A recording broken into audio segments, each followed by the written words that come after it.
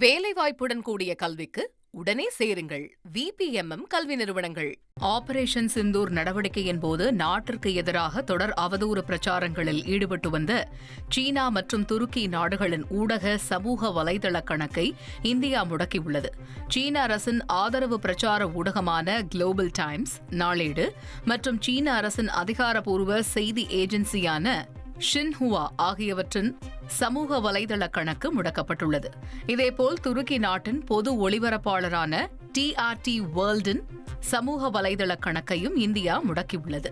Operation Sindoor நடவடிக்கை தொடர்பாக குடியரசுத் தலைவர் திரௌபதி முர்முவிடம் முப்படை தளபதிகள் விளக்கம் அளித்தனர். முப்படைகளின் தலைமை தளபதி ஜெனரல் அனில் சௌஹான், ராணுவ தளபதி உபேந்திர திவேதி, விமானப்படை தளபதி AP சிங், கடற்படை தளபதி தினேஷ் கே திரிபாதி ஆகியோர் குடியரசுத் தலைவரை சந்தித்து ஆபரேஷன் சிந்தூர் நடவடிக்கை, இந்தியா அடைந்துள்ள வெற்றி மற்றும் இரு நாடுகளிடையே ஏற்பட்டுள்ள சண்டை நிறுத்தம் குறித்து எடுத்துரைத்தனர். அப்போது பயங்கரவாதத்திற்கு எதிரான இந்தியாவின் பதிலடியை மகத்தான வெற்றியாக மாற்றிய ஆயுதப்படைகளின் வீர மற்றும் அர்ப்பணிப்பை குடியரசுத் தலைவர் வெகுவாக பாராட்டினார். வேலைவாய்ப்புடன் கூடிய கல்விக்கு உடனே சேருங்கள். VPMM கல்வி நிறுவனங்கள்.